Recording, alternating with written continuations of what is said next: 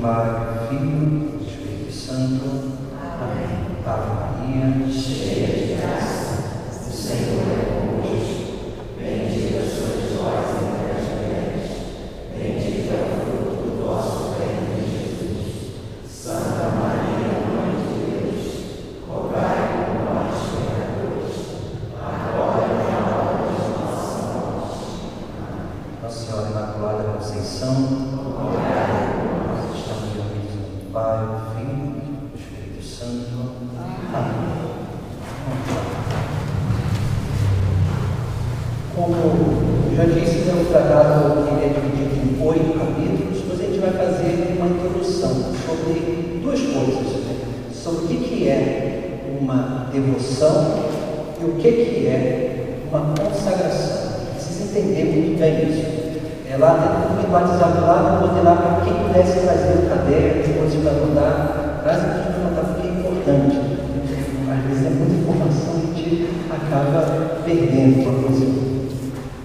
Então, assim, se a gente olhar logo no início do tratado, São Luís fala umas coisas bonitas, que às vezes a gente precisa entender bem. São Luís vai assim: o tratado é uma questão muito interessante.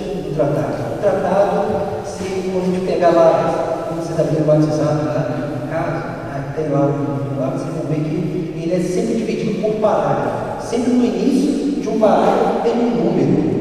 Por quê? Porque é sempre, esse livro ele é dividido assim. Sempre a gente sempre vai ali, né? Quando a gente vai citar, por exemplo, o tratado, você número tal, parágrafo tal. E aí vai estar um númerozinho na frente do parágrafo, e para que a gente possa se situar assim.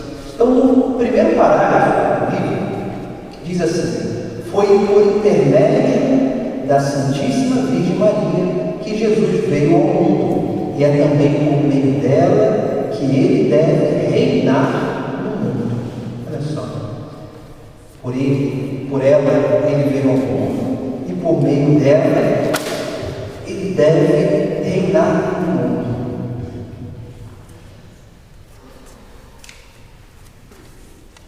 Isso por quê? Porque Maria é como esse canal da graça, né? Canal da graça. Por isso que tem um texto do Cântico dos Cânticos, né, que o esposo lá, né, ele vai dizer assim: a minha esposa é como uma torre de marfim.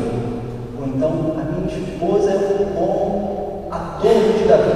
O pescoço da minha esposa é como a torre de marfim, ou como a torre de Davi. Isso é bem interessante, por quê? Porque na cultura cristã, na tradição cristã, os cristãos eles relacionaram Maria como, do corpo de Cristo, como o pescoço. Por isso que a gente, quando reza a ladainha lá, a gente fala torre de marfim, torre de Davi. Por quê? Porque Maria é essa que liga a cabeça, que é Cristo, ao resto do corpo, que somos nós. Por isso que no corpo místico de Cristo, Maria é o pescoço, mas também o pescoço dentro daquilo que é o entendimento simbólico da Sagrada Escritura, representa o quê? Representa o lugar onde e por onde passa o Espírito Santo, né? Você lembra lá quando Deus criou o ser humano? Aí o ser humano cria o ser humano, modela do barro, do Gênesis, capítulo 2. O que ele faz? Depois sopra, né? Porque o sopro ele sai, vem do pulmão, passa pelo pescoço e sai pela boca, né? Por quê? Porque é o lugar por onde passa o ar, o sopro de vida. Então, Maria é essa, né, que o Espírito Santo veio nela, e a partir dela, que é o Filho de Deus, veio nessa terra. Por isso que a gente chama Maria o quê? Nossa Senhora das Graças, ou medianeira de todas as graças. Por quê? Porque dela vem essa graça divina à terra. E a graça divina é quem? É Jesus. Porque os teólogos, Santo Agostinho vai dizer assim: Jesus é a graça encarnada. Olha só que bonito. Por quê? Porque Maria, cheia de graça, aquela que já era cheia de Deus, foi concebida pelo poder do Espírito Santo, e por esse poder do Espírito Santo, Maria transborda essa graça. O transbordamento da graça é o quê? A encarnação do Verbo. É Jesus Virgem Maria. Então veja que há toda uma relação, né? Digamos assim, por Maria Jesus veio à terra e por Maria nós subimos ao céu. Então isso é muito importante. Isso nós entendemos e o tratado ele deixa, infelizmente, muito implícito, não é explícito, mas um dogma da nossa fé. Tem quando a gente reza lá o credo, né? No domingo, então quando a gente reza o texto, aí a gente reza lá, né? Creio na comunhão dos santos, né? A gente fala isso, né? O que é a comunhão dos santos? A comunhão dos santos é a união que todo batizado tem em Cristo. Essa é a comunhão dos santos. Aí depois ali, né? Não sei, aqueles que já conhecem o tratado, já ouviram falar do tratado, tem uma outra pessoa. A gente vai tratar sobre isso nos capítulos mais lá na frente. A pessoa fala assim, mas padre, essa consagração a gente oferece todos os méritos das nossas boas obras à Virgem Maria, e aí a gente não pode mais oferecer nada para ninguém? Pode sim, porque existem alguns méritos que são transferíveis. Mas veja só, né? Por que a gente oferece os méritos das nossas boas obras à Virgem Maria? A gente oferece porque para que ela faça bom uso desses méritos, que é a obra de salvação. Para quê? Para o bem da igreja. Para o bem de quem? Para o bem dos batizados. Então, toda vez que a gente faz uma boa obra e oferece à Virgem Maria os méritos dessa obra, que é a obra de salvação, ela dirige e lança esses méritos, essas graças, naquelas almas que mais precisam, para a sua salvação ou para a sua conversão. Por isso que nós precisamos, claro, precisamos continuar rezando pelos nossos, precisamos continuar intercedendo e oferecendo esses méritos.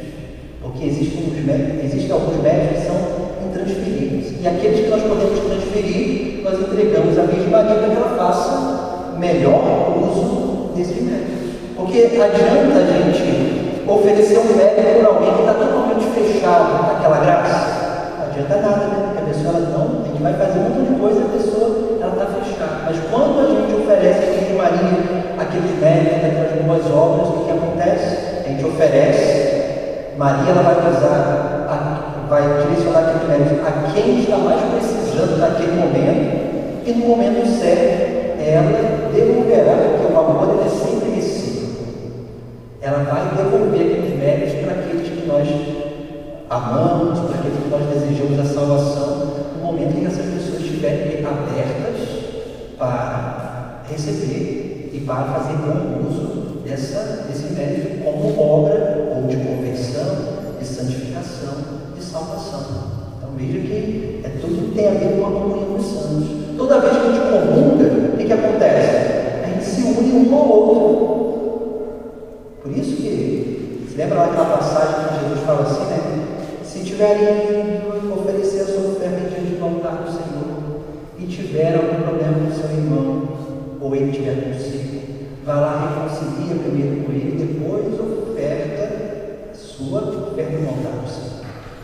O que significa isso? Por quê? Porque se a gente se aproxima do Senhor para se unir com Ele, nós precisamos ter essa consciência que unir-se a Jesus é unir-se a todo batizado. Por isso que a gente não pode. Você lembra quando Jesus Cristo fala lá, né? Amai os vossos inimigos. Por quê? Pode ser que tenha pessoas que não gostam da gente, mas a gente tem que amar essas pessoas. E a gente pode não gostar também, né? Gostar tem a ver com afeto. Mas gostar e amar são duas coisas totalmente diferentes. Quando a gente ama, a gente pode gostar também, ou não. Por quê? Porque amar é sacrifício, é querer o bem do outro, querer a salvação do outro. Precisamos entender justamente isso. Por isso que a gente precisa entender essa comunhão dos santos. Porque quando nós nos unimos a Cristo, nós nos unimos a toda a igreja. Quando nós nos sacrificamos e oferecemos essas obras à Virgem Maria, a gente não sabe quem Maria está salvando, mas ela está salvando, porque a gente está oferecendo a ela, e ela está direcionando a quem mais necessita. Às vezes, quantos, de repente, né, estão lá no leito de morte para morrer, e essas graças tocam essas pessoas, para que elas possam gerar uma contrição, um arrependimento dos seus pecados, e ali alcançam a sua salvação.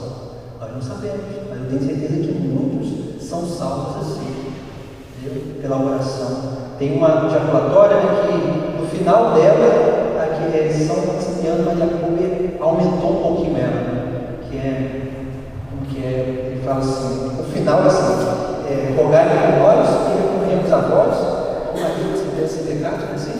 Maria considera ser pecado, rogai por nós que recorremos a vós. Aí São Maximiano Maria Cooper, ele acrescentou uma frase a mais, assim, rogai por nós que recorremos a vós e aos que a vós não recorrem. Essa frasezinha de São Maximiano Maria Cooper. Porque isso aí é uma obra de reparação, né? Não tem como a gente reza pelos pecadores? Por que a gente reza pelos pecadores, né? Por que a gente reza pela conversão dos pagãos? Porque isso é uma obra de reparação. Por quê? Porque a gente experimentou a vida em Cristo, a gente deseja que essas pessoas experimentem aquilo que nós experimentamos, né? Esse é o caminho. O caminho de salvação. Por isso que Maria, ela precisa, Jesus Cristo, ele precisa reinar nesse mundo, mas ele reina nesse mundo através de Maria. Aonde? Em que lugar? Nos nossos corações. Tem um capítulo que vai falar justamente disso. Maria, que é rainha dos corações. Por quê? Porque o que significa Jesus e Maria reinar no nosso coração? Significa que a vontade de Deus precisa reinar na nossa vida, no nosso, que o coração, né, vai dizer, né, os santos, todos eles vão dizer que o coração é a sede daquilo que são os desejos e anseios mais profundos e preciosos do coração, da vida humana. Por isso que Jesus diz o quê? Aonde está o teu tesouro, estará o teu coração. Por quê? No coração do ser humano, ele sempre se move por aquilo que ele tem e anseia no mais profundo do seu coração. Por isso que a nossa vida precisa se mover segundo a vontade de Deus. Ah, mas como assim que Maria vai reinar no meu coração? Como que Maria reina no nosso coração? Quando a nossa devoção nos leva a se unir mais a Jesus Cristo, né? O que Jesus Cristo fala, né? Jesus veio para fazer a própria vontade? Não, né? O que ele diz? Não vim fazer a minha vontade, mas a vontade daquele. Quem que enviou Jesus Cristo? O Pai do céu. O Pai do céu, Jesus. Capítulo 3 do Evangelho de São João vai dizer justamente isso. Deus amou tanto o mundo que enviou o seu Filho unigênito para salvá-lo, não para condená-lo. Essa é a obra de salvação. É Jesus Cristo que veio para nos salvar. E veja que quando nós entendemos que Jesus veio fazer a vontade de Deus, do Pai. Quando Maria diz lá no cessa do anjo, né? Eis aqui a serva do Senhor, faça-se em mim segundo a tua palavra. Aí Deus não é a vontade, não é a vontade de palavra, é a palavra. E é interessante que no Evangelho há duas palavrinhas gregas que significam palavra, né? A primeira é logos e a segunda é remar ou rema. Duas palavrinhas gregas. E é interessante que logos está vinculado a quê? Está vinculado a Deus. Está vinculado a Deus. Quando São João chama Jesus lá, né? E o verbo se fez carne, né? O verbo já é um termo latino. Mas ele coloca lá, né? O logos se fez carne. O que é o logos? O logos é a palavra criadora. Jesus, o Pai, cria através da palavra a distribuição de todas as coisas. É isso, essa é a nossa fé. E aí depois, por que Maria usa rema, não usa logos? Quando Maria fala lá, ela fala assim, citando a tua palavra, por quê? Porque logos está no princípio de todas as coisas. Rema é o quê? É a palavra que é ecoada. Tem aqui, está usando o microfone, né? Eu falo, tem um eco, né? Então, por quê? Porque aquela palavra do princípio, ela é ecoada através da criação. Porque a vontade de Deus, ela é ecoada no tempo. É isso que Maria, por isso que São Paulo ele vai falar na carta aos Gálatas, capítulo 4, versículo, acho que é 20, se não me engano, ele vai dizer uma coisa muito interessante, né? Quando chegou a plenitude dos tempos, o Filho de Deus veio no seio de uma mulher. O que é a plenitude dos tempos? Era o momento exato que aquele povo estava preparado para reconhecer Jesus como o Messias. Essa é a plenitude dos tempos. Por quê? Porque Maria não era uma coisa que foi colocada ali do nada na história da salvação. Não. Maria foi preservada desde todos os tempos. Maria dá continuidade a uma obra de salvação. Isso é importante.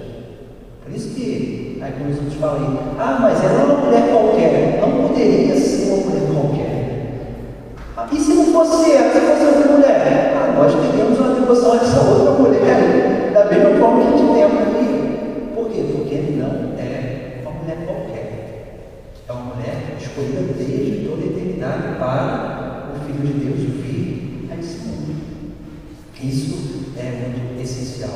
E é dessa forma que a vontade de Deus reina na nossa vida. Porque quando a gente faz a vontade do Pai. E aí Maria, ela ensina, o mandamento de Maria está lá nas bodas de Caná. Capítulo 2, do Evangelho de São João, versículo 5. Ela vai dizer assim: fazei tudo aquilo que Ele vos disser. Isso é fazer a vontade de Deus, Por quê? Faz tudo aquilo que Jesus quer, e Jesus faz o quê? Tudo aquilo que o Pai quer. E aí nós estamos permitindo com que Maria e Jesus Cristo reinem no nosso coração, na nossa vida. Então, por isso que a devoção é justamente isso, a devoção e a consagração à Nossa Senhora é isso. A gente se aproximar cada vez mais de fazer essa vontade de Deus na nossa vida. Cumprir aquilo para o qual nós fomos criados. Depois, nós vemos aí que no capítulo, algumas considerações sobre aquilo que é a devoção e principalmente a consagração. A primeira intenção de São Luís é o que? É proporcionar, por isso que é importante, a primeira intenção para a consagração que São Luís ele vai nos indicar que a primeira intenção dele é nos proporcionar uma renovação das promessas batismais.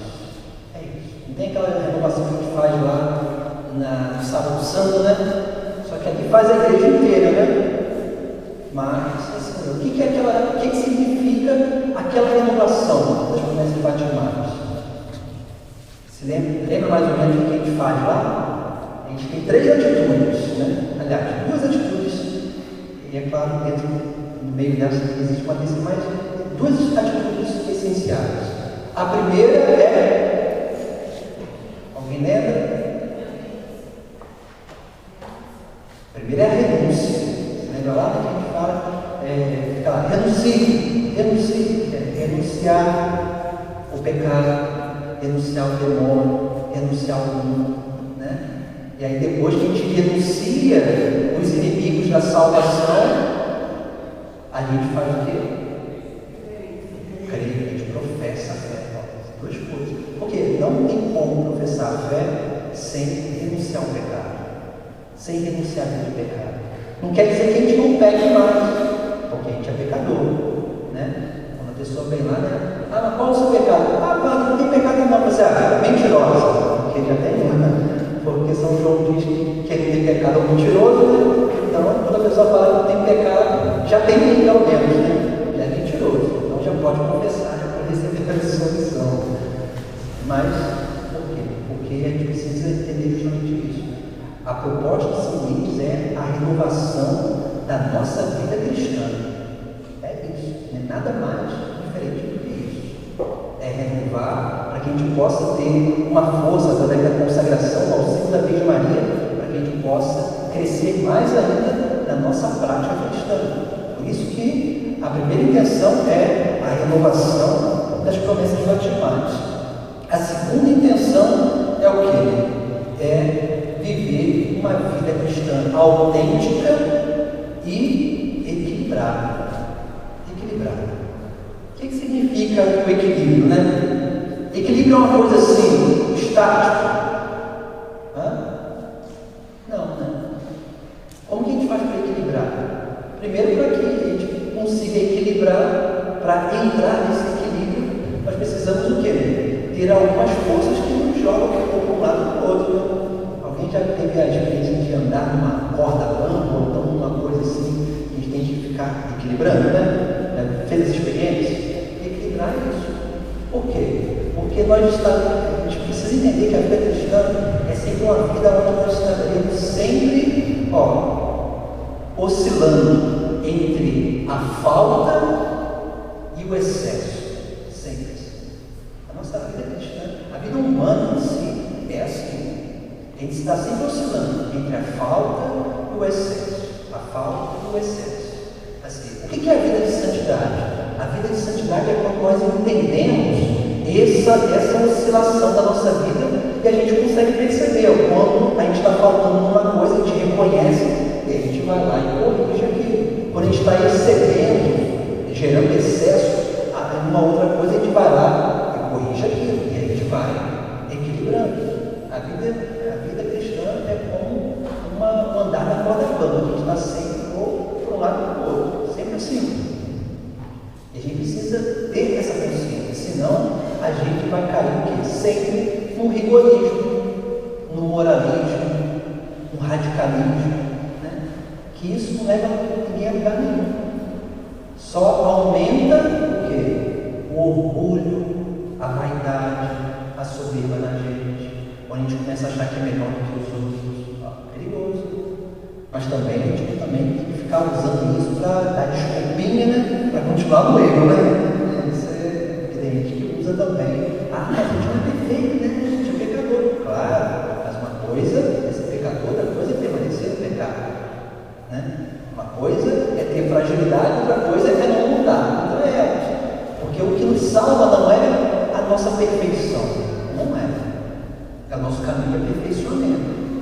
O que nos salva é a nossa luta diária. A gente não pode parar. Tem uma promessa de Jesus Cristo, para mim a melhor promessa de Jesus Cristo é aquela que diz assim: quem perseverar até o fim se salvará. Essa para mim é a melhor promessa. Por quê? Porque Jesus sabe que a gente tem dificuldades, que a gente tem fragilidades, mas o quê? A perseverança, ela faz com que a gente aprenda com essas dificuldades, com essas fragilidades, e faz com que a gente vá crescendo cada vez mais na nossa vida, para que a gente possa realmente ser aquilo para o qual nós fomos criados e chamados. Então, a vida equilibrada é muito importante nessa vida onde nós reconhecemos as nossas dificuldades e continuamos caminhando, né, para esse segmento de Jesus Cristo, esse caminho de salvação.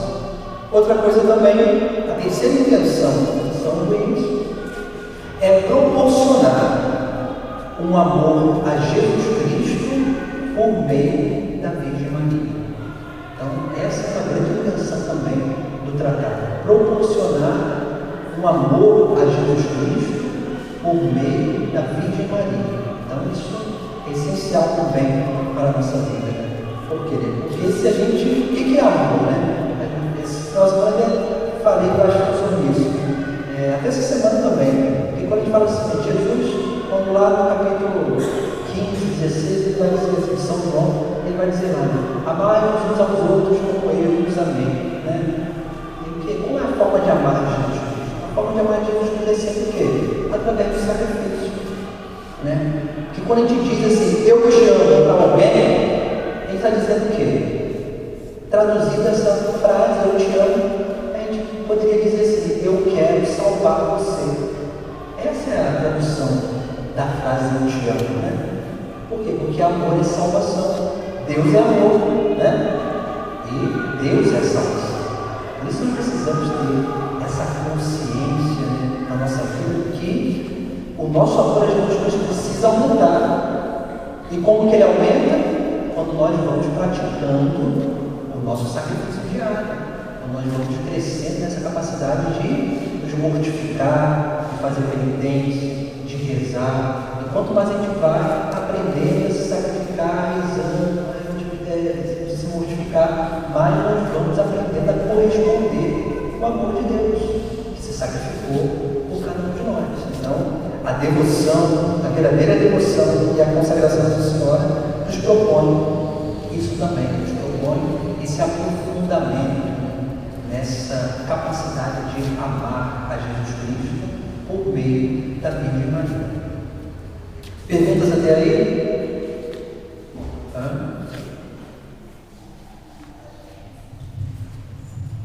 Então, vamos continuar. Depois eu faço as perguntas, né? Vocês não fazem, né? Então, agora nós vamos refletir sobre o que é uma devoção. Isso também é uma coisa importante, porque senão a gente precisa entender. A igreja ela nos ensina o que? Ela nos ensina que existem algumas espécies de devoção. Isso é o que? É uma hierarquia de valores.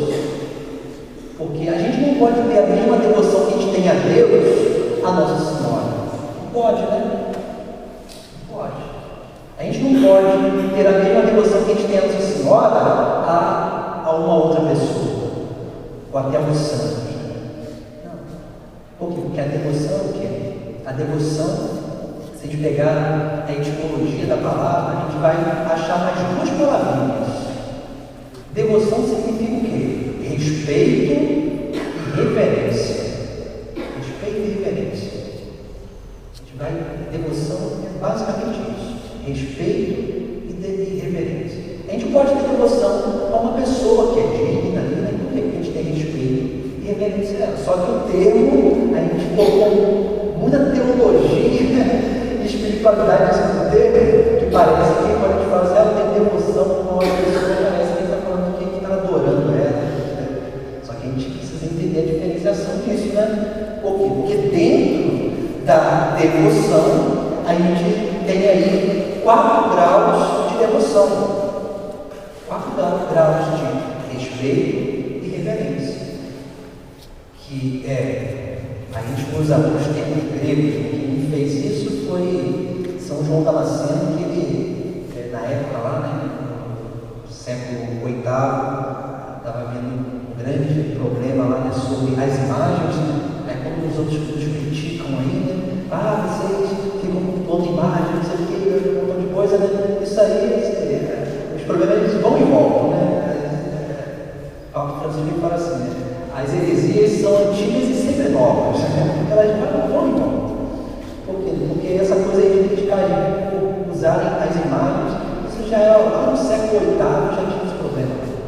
Mas nessa época tinha uma perseguição que chamava iconoclasta. O termo iconoclasta significa o quê? Ico, que vem de ícone, que é imagem, e clasta significa quebrar. Então essa perseguição aqui, eles entravam nas igrejas, nos templos, e começavam a quebrar. Aí não existia imagens como nós temos hoje, eram os ícones, né? Aquelas eram feitas, pintadas, escritas na madeira, e ali aquilo ornava, né, as igrejas. Então o rei lá de Constantinopla, Bizâncio, começou a mandar entrar nas igrejas e quebrar todas as imagens, queimar tudo. E assim foi.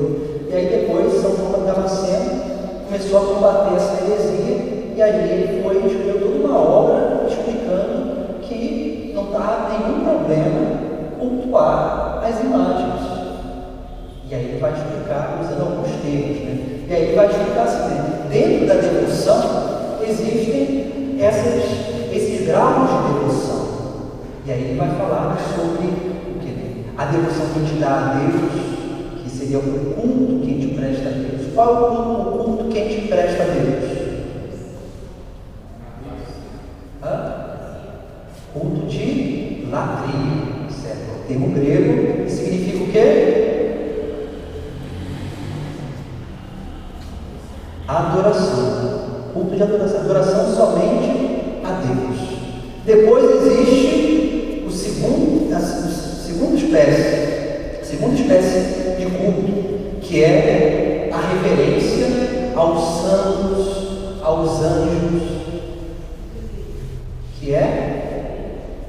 Dulia, que aí é um termo grego também, que significa justamente isso, reverência aos santos e aos anjos. E depois, aquele que é dado a Nossa Senhora, que é hiperdulia, isso aí, hiperdulia, que é o que significa hiper? Hipermercado, né? É um mercado grande, né? É uma coisa que é mais elevada. Então a gente não dá a mesma devoção, o mesmo culto que a gente dá aos santos, aos anjos, à Virgem Maria. A gente dá um culto que é um pouco mais elevado, por aquilo que ela é na obra de salvação. Entendeu? Por quê? Porque Maria, isso é muito interessante, porque isso tem a ver com aquilo que lá na criação, no capítulo 1 do livro do Gênesis, capítulo 1, versículo 26, quando Deus vai criar o ser humano, como que Deus diz lá? Façamos o homem a nossa imagem e segundo semelhança. Ó, imagem e semelhança. O ser humano, todos nós fomos criados à imagem e semelhança de Deus. É claro que o pecado em nós corrompe essa imagem e semelhança. E Jesus Cristo veio a essa terra justamente para quê? Para restaurar essa imagem e semelhança. Mas como Maria, ela foi preservada do pecado original, então Maria conserva, assim, Deus conservou em Maria aquilo que Adão e Eva perderam, que foi a imagem e semelhança de Deus. Por isso que os santos vão dizer que Maria é a cópia perfeita de Jesus Cristo. É claro, não no sentido que a gente tem cópia, mas no sentido de essência. Porque Maria não tem pecado algum, Maria não tem desordem alguma, porque é a cópia perfeita de Deus. Aí Santo Agostinho vai dizer, né, Deus preservou aquela que traria o seu filho para que aquele ventre não transmitisse nenhuma desordem para o Filho de Deus. Então, assim, e aí também vai dizer depois, né, o filho preservou a sua própria mãe para que pudesse ter uma mãe digna de si, uma mãe sem pecado. Por isso nós cremos, né, na Imaculada Conceição. Então nós vemos aí, né, como que essas coisas são importantes. Por quê? Porque Maria, os anjos foram criados na imagem e semelhança de Deus? Não foram. Mas os anjos, de vez em quando, são relatados lá, assumem uma fisionomia, um corpo humano. Deus dá uma graça, o anjo ele é por espírito, ele não tem corpo como nós, material como nós temos. São Tomás de Aquino vai dizer assim, o corpo, a matéria que os anjos têm, o corpo dos anjos é um corpo espiritual, vai usar esse termo. Mas os anjos são puros de espírito.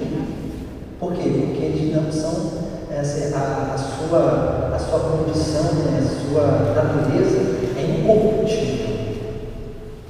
Mas, veja só, né, os anjos não foram criados à imagem e semelhança de Deus, somente os homens. Mas os homens, eles perderam essa imagem e semelhança, né? E aí, é claro, os santos, quando a gente tem uma devoção a um santo, né, Santa Catarina de Alexandria, Santa Teresa, São José, aí nós temos aí, né, nós temos esses santos que tiveram seus pecados, né? Mas pela vida de virtude, pela essa correspondência da própria liberdade à vontade de Deus, foram alcançando esses graus de santidade. Mas eles não eram perfeitíssimos. Não eram. Assim como nós também não vamos ser perfeitíssimos. Mas, por isso que a gente recebe, os santos eles recebem um grau um pouco abaixo da Virgem Maria de devoção, que é de dulia. E depois nós temos também uma devoção que às vezes é dado o nome também de dulia, né, que seria essa reverência, né? Essa reverência também a lugares santos, né? Alguns lugares, por exemplo, quando se consagra uma igreja, aquele lugar é um lugar santo, Aquele lugar ali, por acontecer milagres, por acontecer. A gente tem uma certa reverência, né? Quando a gente consagra um altar, a gente tem uma reverência ao altar do sacrifício do Senhor. Quando a gente vai no santuário, quando a gente vai na Aparecida, né? A gente tem uma reverência ao santuário, que é o lugar santo, onde ali Deus se manifesta. Por exemplo, na história, né, da igreja, tem um lugar, né, é o único lugar que não foi consagrado por mãos humanas, que é o lugar da aparição de São Miguel Arcanjo, lá no Monte Gargano. Aí vai aparecer, assim, vai ter uma história que diz que um homem que estava pastoreando lá, né, não sei se era ovelhas ou vacas nesse monte, e aí eram vacas. Aí uma das vacas entrou numa gruta, e aí o que ele fez? Vou entrar na gruta, né? Então ele pegou uma flecha e lançou lá para dentro da gruta, né? Você vai atingir ela e vai vir correndo, vai sair de lá. E aí o que ele fez? Ele lançou a flecha foi lá e voltou e acertou ele. Aí ficou assustadíssimo e deu no pé. E aí contou aquela história que tinha acontecido com ele lá. E aí, depois, né, vai o bispo daquela região ali, vai ter um sonho dizendo que ali, né, o sonho de São Miguel, dizendo que aquele lugar foi consagrado a Deus, né, para a devoção, ali, para o bem espiritual daquele povo. E aí o bispo ainda vai perguntar ainda, até que na terceira vez, São Miguel aparece no sonho novamente, dizendo lá que aquele lugar já estava consagrado e que só faltava que celebrasse a missa lá naquele lugar. Aí o bispo ele vai fazer uma concessão com o povo da diocese, quando chega dentro da gruta, aí quando chega lá, tem um bloco de pedra, assim, né, quadrado, assim, grande, e ele, em cima já tinha um pano vermelho sobre esse bloco de pedra, e numa parte assim, do bloco de pedra, uma pegada como se fosse de uma criança, assim, né? Que aí se diz que eram os pés, onde São Miguel botou os pés. Até São Francisco, né? De vez em quando ele ia visitar esse lugar, ele nunca entrou na gruta. Quando você entra assim, né? Quando vai entrar na gruta onde tem esse lugar, tem esse bloco de pedra lá, né? Que é o altar onde foi celebrada a missa, foi consagrado por São Miguel, ali tem botaram uma pintura de São Francisco assim, aí está escrito assim, né? Aqui São Francisco parava e rezava. E aí ele nunca entrou na gruta, porque ele não se achava digno de entrar naquele lugar que foi consagrado pelo próprio arcanjo. Então veja só, esse lugar é um lugar santo, onde ali acontecem muitos milagres. E assim muitos outros lugares no mundo, né, que acontecem muitos milagres. Esses lugares são o quê? A gente pode ter uma devoção a certos lugares, como, assim, como falei, o Santuário de Aparecida. Eu gosto sempre, todo ano eu vou na Romaria, ou então em algum outro momento. Isso é uma certa devoção àquele lugar, uma graça que a gente recebeu lá, sei lá, aqui nós temos o Porto das Cartas, dentro da nossa diocese nós temos o Santuário de Matosinhos, né? Nós temos muitos santuários, nós podemos ter uma certa devoção também. E existe também uma devoção especial, que quase ninguém fala, que é dada a São José.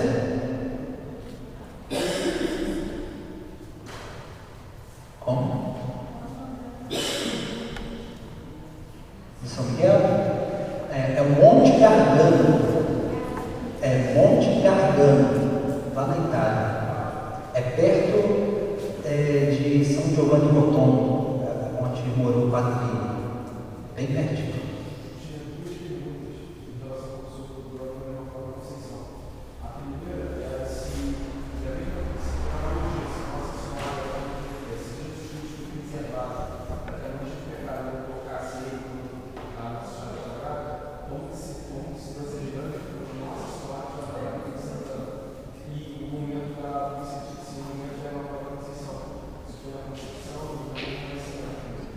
Então, isso é uma pergunta interessante. É claro, Jesus Cristo a gente não fala porque Jesus é Deus, não teria como ser corrompido. Por isso que Santo Agostinho vai dizer que ele mesmo preservou a sua mãe pelos méritos eternos do seu sacrifício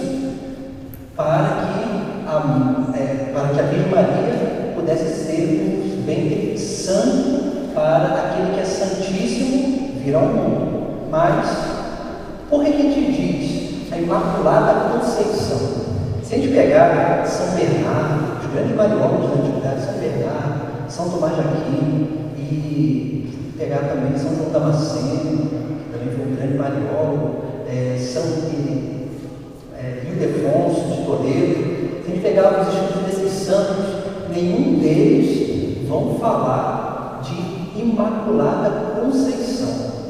Eles vão chamar Maria de Imaculada, mas Imaculada Conceição eles não vão chamar. Não é porque eles não criam isso, não. É que eles tinham medo de afirmar uma coisa sem base ainda teológica para afirmar aquilo, para defender aquilo. E aí, por quê? Porque como a gente fala em Imaculada Conceição, a gente está dizendo que Maria foi concebida sem pecado. Por exemplo, no ato lá, no ato conjugal de Santa Ana e São Joaquim, naquele momento da concepção da Virgem Maria, ela foi concebida sem pecado. Não houve transmissão. Isso é uma graça, é um milagre, é uma preservação do próprio Deus para aquele momento. É o que a gente chama de um privilégio mariano. É algo que só aconteceu com Maria, mais ninguém. Por que os antigos eles não falavam em Imaculada Conceição? Por quê? Porque Jesus Cristo, assim, se entendia que Jesus Cristo veio a essa terra para salvar o mundo, né? Para libertar o ser humano do pecado. Então, se Jesus veio a essa terra para salvar, para libertar o ser humano do pecado, e existe uma que não precisou de ser liberta, então a obra de Jesus Cristo não é eterna, não é plena, porque faltava uma pessoa para participar dessa obra, que era Maria. Por isso que os santos da antiguidade eles não afirmavam Imaculada Conceição. Até alguns diziam, provavelmente ela deve ter sido purificada no primeiro instante da sua concepção. Mas aí já tem pecado e tem uma purificação. E aí só vai rolar muito tempo. Até que um santo franciscano, chamado Duns Scotus, que é o inglês, ele vai falar o quê? Que como o sacrifício de Jesus Cristo não é um sacrifício de um homem ou outro, é de um homem Deus. Isso é essencial, porque a nossa fé está fundada na humanidade e divindade de Cristo.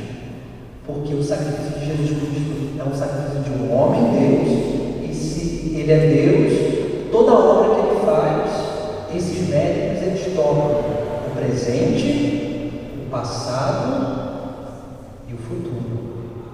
Entende? O que significa isso? Significa que o sacrifício de Cristo, os méritos do sacrifício de Cristo na cruz, tocou o passado. Já viu? Você lembra lá quando a gente reza? Quando a gente reza o credo, a gente diz assim: descer como santo dos mortos, né? O que significa isso? Descer a mansão dos mortos é o quê? O sacrifício de Cristo. No sacrifício de Cristo, aí no sábado santo a gente reza isso, tem um ofício de leituras que a gente reza isso. Que Jesus ele desce a mansão dos mortos para resgatar os justos do Antigo Testamento, que esperavam o que? Esperavam essa redenção, essa libertação. Então, porque o sacrifício de Jesus Cristo é eterno, então esse sacrifício, os méritos do sacrifício de Cristo foram capazes também de purificar a Virgem Maria na sua concepção, tendo em vista a obra de salvação da humanidade. E aí, nos estudos, ele vai dizer assim, né? Toda a humanidade participou, aí é um outro privilégio, né, da Virgem Maria. Toda a humanidade participou da redenção de Cristo de uma forma liberativa ou libertativa. Nós fomos libertados do pecado, né?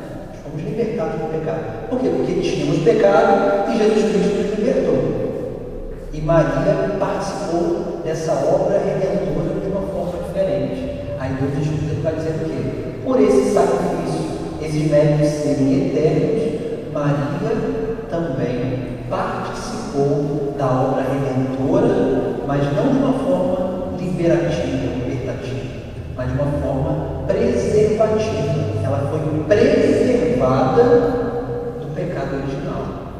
Então ele vai usar esses dois termos. Isso é um privilégio que só a Virgem Maria experimentou também. Entendeu? Por isso que Maria ela foi concebida sem pecado original, né? Porque ela foi preservada do pecado original, dessa mancha do pecado, da transmissão dessa mancha do pecado original. Então, a teologia ela vai levando a reflexão por esse caminho.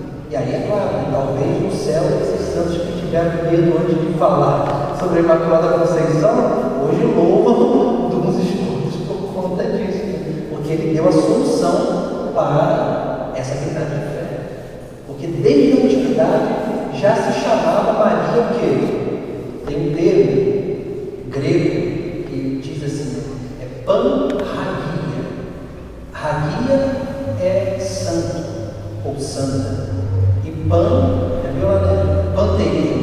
Pan significa o quê? Todos. Panteísmo significa o quê? É que tudo é Deus, né? Ou então panteão, né? Tem lá em Roma, lá, panteão é o quê? É o templo de todos os deuses. Então, esse pan-hagia significa o quê? Toda santa. Já desde a antiguidade, lá no século III, IV, já chamava-se Maria de pan-hagia, a toda santa. Só que não se tinha esse desenvolvimento da Imaculada Conceição, entendeu? Por quê? Porque a teologia estava desenvolvendo ainda. Então, tem toda uma coisa aí por trás, e naturalmente a gente vai sendo enriquecido, né, no decorrer do tempo com o desenvolvimento teológico. Por isso que é importante a gente conhecer, né? Quanto mais a gente conhece, mais a gente fortalece a nossa convicção e mais a gente reflete, e mais. É assim, os teólogos eles vão aprendendo, vão desenvolvendo, vão nos ensinando, né, aquilo que são as verdades de fé, né? Que a gente possa ter mais segurança nesses dados para a nossa salvação, para a nossa fé, para a nossa convicção. E aí, lá, voltando lá, o nosso quinto, né, a quinta forma de devoção, que é uma devoção dada a São José. Isso foi dado já, isso é muito recente, no final do século XIX, começou-se essa devoção, né, muito forte a São José. Principalmente São José operário. Aqui, São José de esposo, vai operário, está com um serrote segurando. Mas se dá uma devoção que a gente diz o que, né? É a devoção de proto-dulia. Proto-dulia.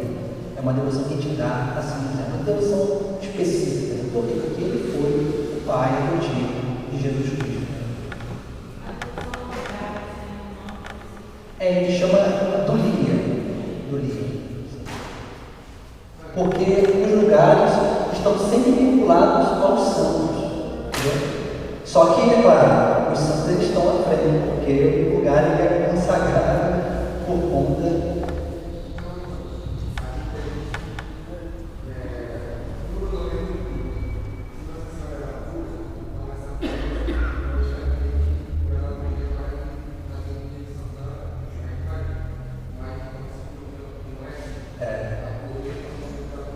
exato. Por quê? Porque senão a gente era a grande dificuldade do povo antigo entender por que Maria não tinha pecado. Porque senão você vai ter que voltar, é como se fosse uma árvore genealógica, de pureza. Mas existiam muitas heresias, muitos grupos heréticos na antiguidade que pregavam isso, que ficavam fazendo genealogias para dizer que não, nós somos os santos, nós somos dessa raiz, digamos assim.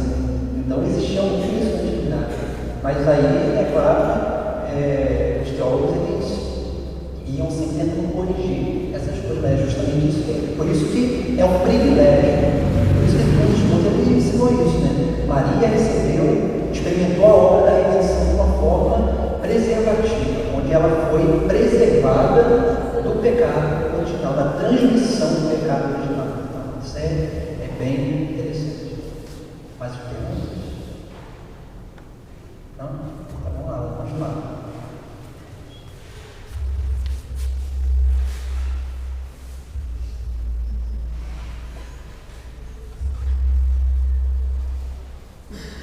A gente viu o que é consagração, o que é devoção. Agora nós vamos falar o que é consagração, que a gente possa entender. Esse termo consagração, ele é a junçãozinha de duas palavras.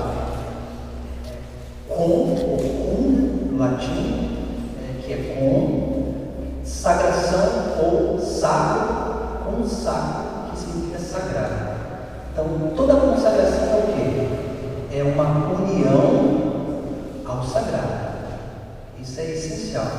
E quem é o grande, quer dizer, o santo dos santos, é o próprio Deus. Toda consagração é o quê? É uma união mais profunda com Deus.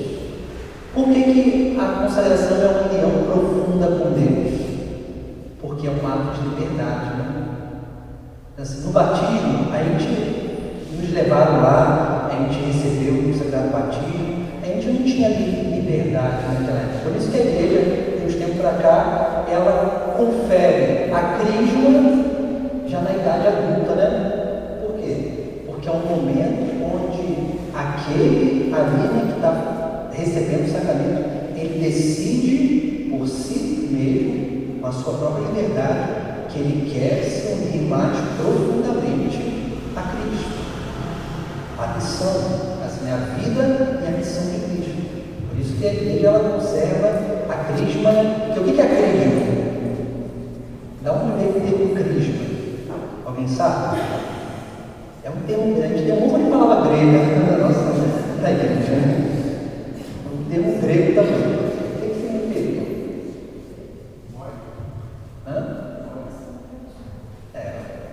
Existe um óleo no crisma, sim, mas a palavra crisma tem a ver com óleo, sim. Qual o significado dela?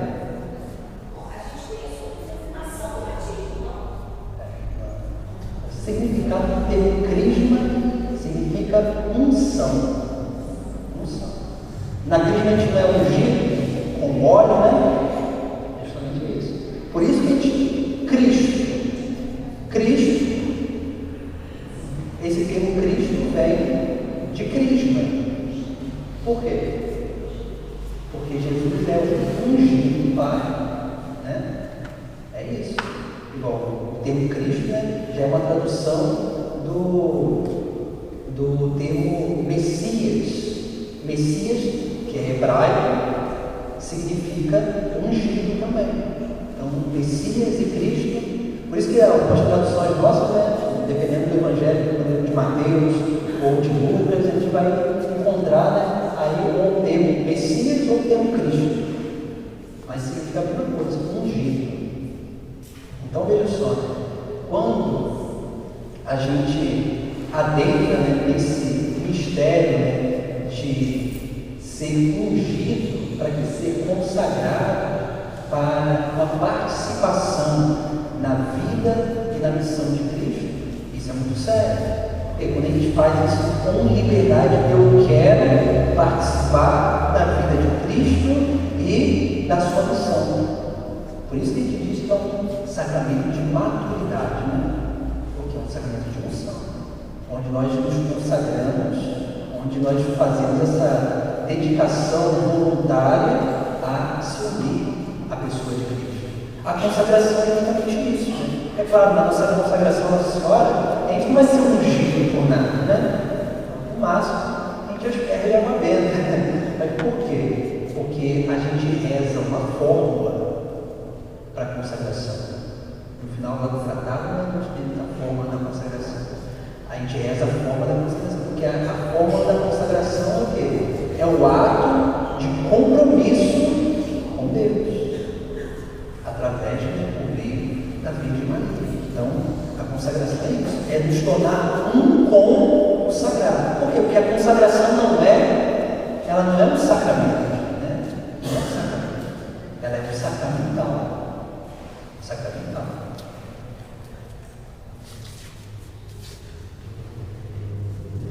Depois, a consagração ela tem um sentido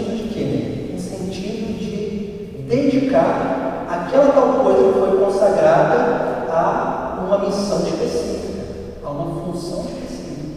Igual quando a gente consagra um templo, né? A gente consagra um templo para quê? Para que esse templo, a igreja se reúna e ali se celebre o sacramento, né? Quando a gente consagra um altar, a gente consagra um altar para quê? Para celebrar a Santa Missa sobre o altar. Então, depois do altar, enquanto o altar não está consagrado, é claro que a gente não pode fazer tudo em cima dele. Mas depois que a gente consagra o altar ele é só para as coisas sagradas. Se a gente faz alguma coisa que não tem a ver com as coisas sagradas, a gente está cometendo um pecado grave. É um sacrilégio, que é um pecado grave contra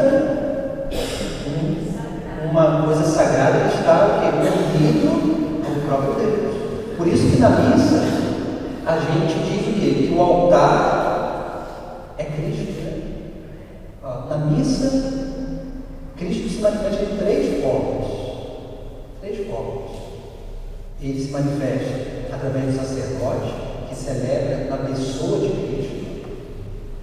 É claro, também na igreja, que celebra, que é o povo místico, que celebra junto com o sacerdote. O sacerdote ele preside, a igreja celebra. Então, Cristo é presente nessa celebração através desse sacerdócio ministerial, o sacerdócio comum dos fiéis. Cristo é presente através do altar. Por quê? Porque Ele é o altar, Ele é aquele que celebra, aquele que oferece, e Ele é a própria vítima, né? Essa que a gente vai dizer. Então, Cristo é o altar, que depois Ele se dá sobre o altar nas diversas eucarísticas. E Cristo se manifesta através do quê? Da palavra, do Evangelho.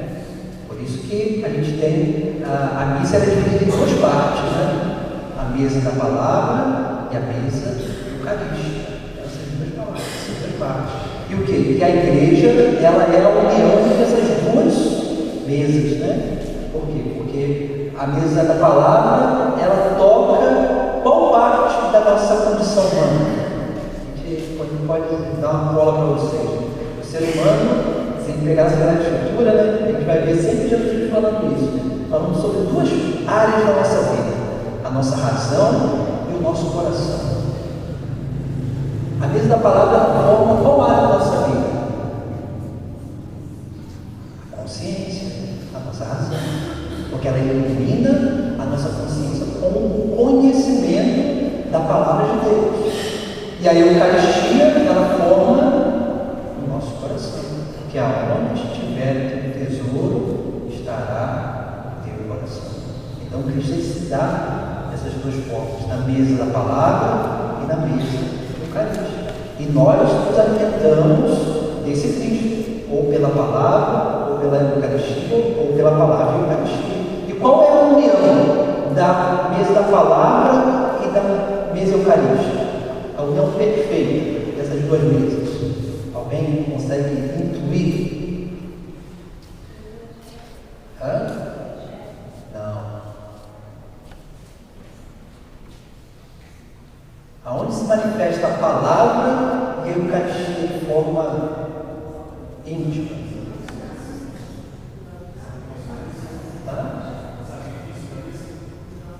Na Santa Missa, mas tem um momento específico. Na consagração. Por que na consagração? Já repararam? Quem que fala aquelas palavras? O sacerdote fala, empresta a voz. Mas as palavras são de quem? Jesus Cristo. Então ali dá a união das duas mesas. Da mesa da palavra e da mesa eucarística. Porque essa união íntima entre a palavra de Cristo que consagra as espécies do pão e do vinho, se torna um corpo e sangue de Cristo. Então nós vemos aí, né, como que as coisas estão sempre muito unidas, né? Sempre muito unidas.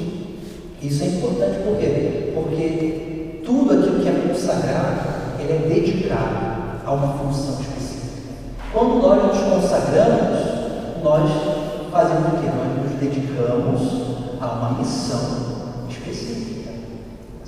Quando fui ordenado sacerdote, eu fui consagrado para uma missão específica. Quando um marido e uma mulher se unem em matrimônio, eles são consagrados para uma função específica, né? Quando a gente faz, sei lá, né, uma consagração, ou sei lá, o Sagrado Coração de Jesus, ou quando a gente tem uma devoção específica e a gente quer se consagrar aqui, algumas devoções têm essa possibilidade, porque a gente precisa cumprir a função para a qual nós fomos consagrados. É como a devoção à Virgem Maria também.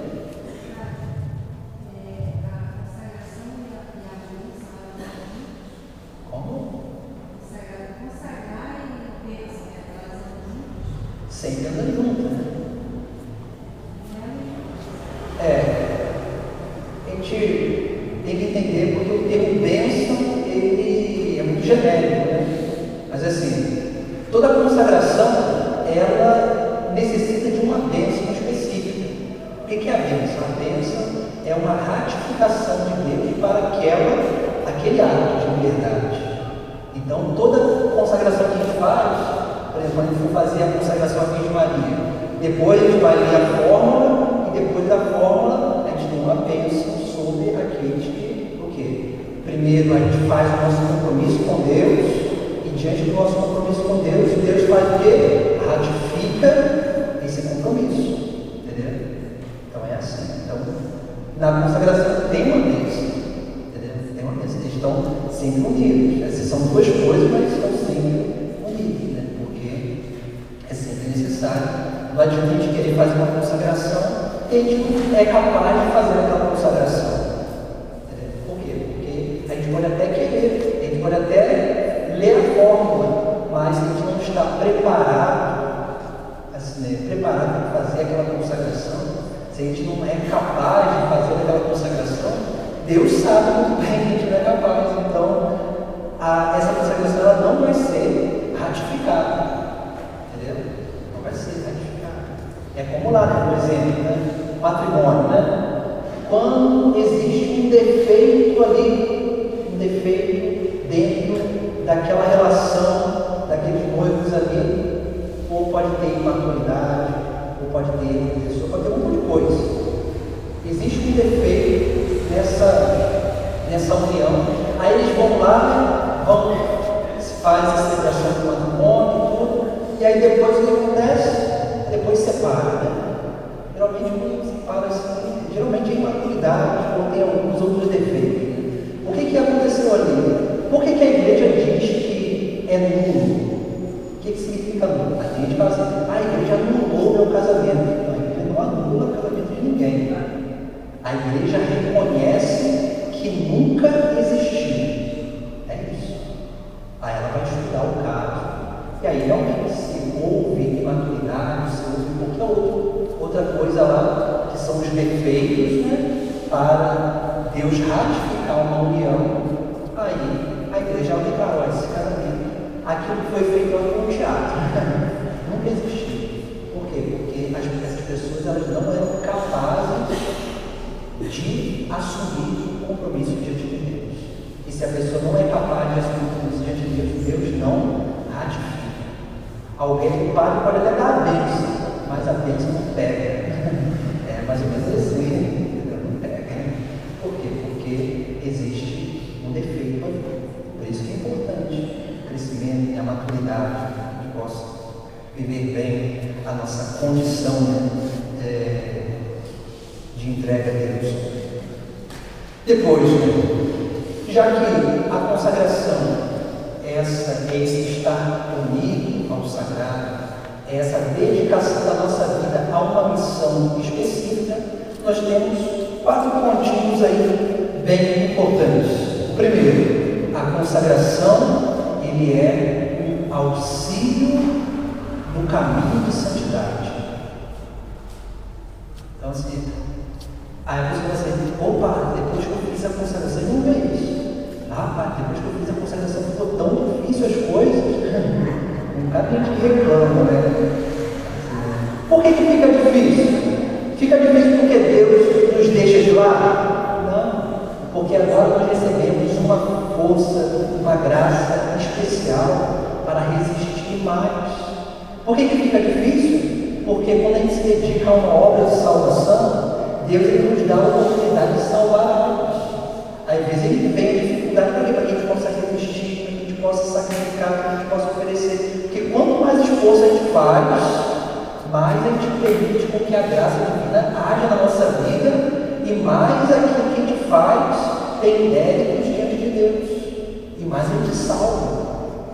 A gente não sabe quem está salvando, mas essa obra está acontecendo através da nossa vida e dessa entrega desses méritos à Virgem Maria, para que ela possa direcionar isso para quem mais precisa. Entendeu? Isso é importante. Então, entenda uma coisa assim, né? Isso eu sempre falo. Quando sua vida estiver muito tranquilinha, está todo mundo dando certo, toma cuidado, que tem alguma coisa muito errada. Porque a vida cristã nunca foi uma vida de dar tudo certo. Já viu lá as últimas bem-aventuranças? As últimas bem-aventuranças dizem assim: bem-aventurado. Primeiro que as bem-aventuranças não são coisas muito assim, humanamente falando, sentimentalmente, afetivamente falando, não são coisas muito boas de viver, né? E as últimas são piores ainda. As bem-aventuranças elas são um crescimento, né, na nossa vida espiritual. Se a gente pegar ali e ficar exercitando as bem-aventuranças, a gente alcança a santidade muito rápido. Mas as últimas bem-aventuranças é o que? Bem-aventurados os que são perseguidos, injuriados por causa do meu nome, né? Aí Jesus vai dizer assim: alegrai-vos e exultai, porque grande será a vossa recompensa no céu. Porque foi assim que trataram os profetas da antiguidade. Por quê? Porque é obra de salvação. É obra de salvação. Precisamos entender isso. Assim, ser perseguido por causa do nome de Jesus Cristo, ser perseguido por falar a verdade, ser perseguido por, às vezes, a gente pegar lá e falar assim: olha, isso aqui está errado. Que bom que a gente é perseguido por isso. Está sendo perseguido por outras coisas. Mas o que? Ser perseguido pela verdade e pela justiça é isso. É seguir a Jesus Cristo. Porque ele veio que ele para. Vai falar, né? Tem uma paz. Jesus fala de paz, o único lugar que ele fala que não vem trazer a paz, a gente tem que entender bem isso, né? Ele vai dizer lá: não vim trazer a paz, mas vim trazer a espada. A única vez que Jesus Cristo fala que não vem trazer a paz, que ele não transmite a paz, é só nesse momento que você vai descobrir. Por que ele fala isso? Porque depois, lá na frente, no Evangelho de São João, ele vai falar assim, né? Dou-vos a paz, não como o mundo. Exatamente, não como o mundo vos dá. Jesus ele está falando ali o quê? Que as pessoas acham que paz é o quê? Né? É aceitar tudo. Não, a gente pode respeitar as pessoas. Aceitar é outra coisa. Porque aceitar tem a ver com a nossa convicção. E aí Jesus ele fala o quê? Que veio trazer o quê? A espada. Onde que a gente entende essa espada? A gente entende lá na leitura de São Paulo, na carta aos Efésios, quando São Paulo vai falar sobre a armadura dos cristãos, né? A armadura dos cristãos ele vai dizer o quê? Né? Empunhai a espada do Espírito, que é a palavra de Deus. Que é a palavra de Deus. E a palavra é isso. A palavra, o que a palavra ela anuncia? Ela anuncia a verdade, anuncia a justiça. Então, quando a gente acolhe a palavra de Deus que nos anuncia a verdade e a justiça, o que vai acontecer na nossa vida? Não, na nossa vida interior vai acontecer o quê? A gente vai começar a perceber aquilo que é bom e que não é bom dentro de nós, né? E aí a gente fica ali o quê? Né? A gente precisa agora, porque quando a gente é iluminado no nosso interior, a gente descobre o que é bom, o que é bom, o que não é bom, a gente começa a precisa o quê? Potencializar as virtudes e purificar os vícios, né? É assim. Porque quando a gente vive igual ao mundo, para o mundo tudo está bom. Assim, nada, não tem nada errado. Não tem nada errado. O mundo vai falar para você assim,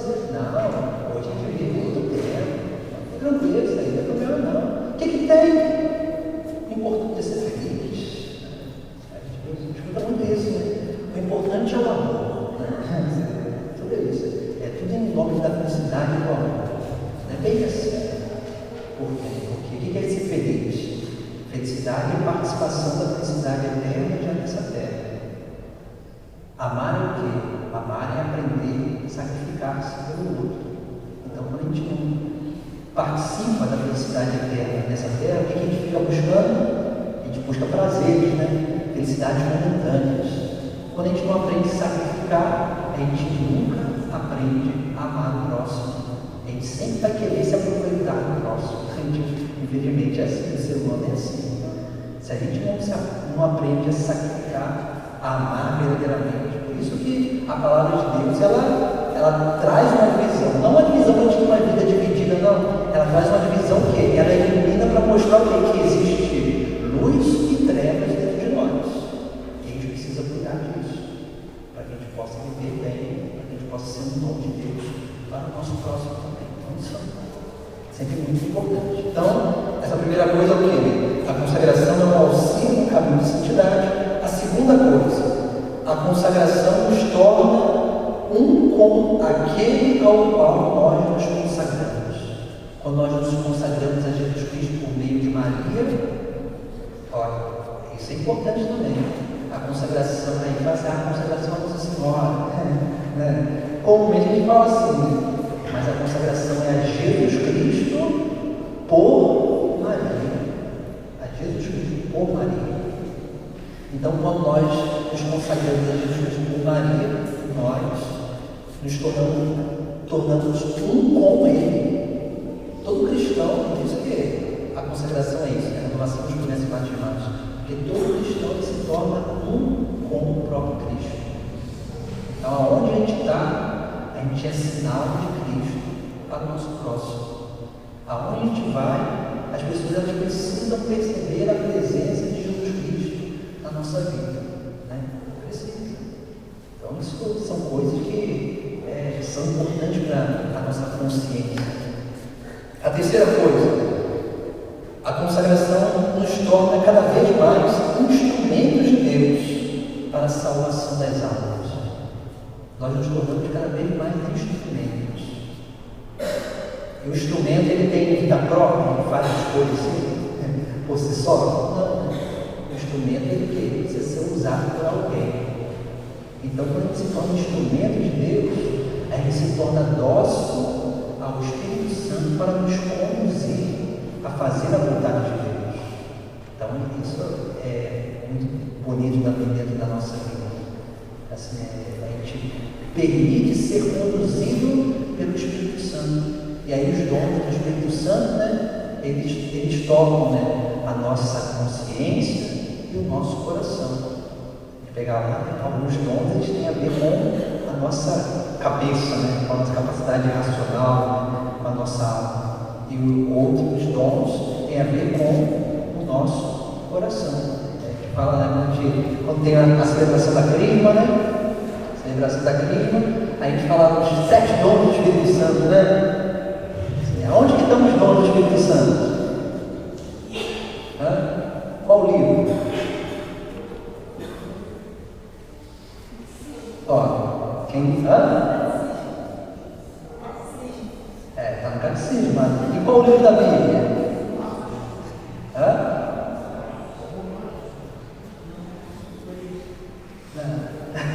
E aí? Ó, crismanos, né? Você já recebeu a crisma? Olha lá, hein?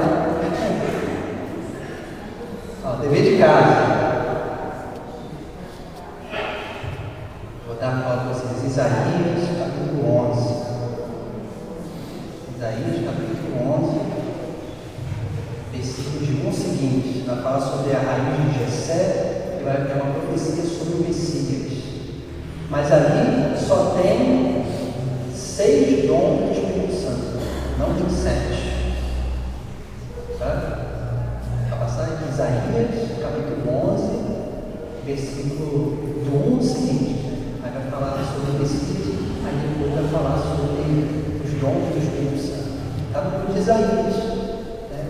Não está no Evangelho, não está nos Atos dos Apóstolos, nenhuma das cartas de São Paulo. E os frutos do Espírito Santo? Qual capítulo? Gálatas, capítulo 5. São quantos frutos que está lá?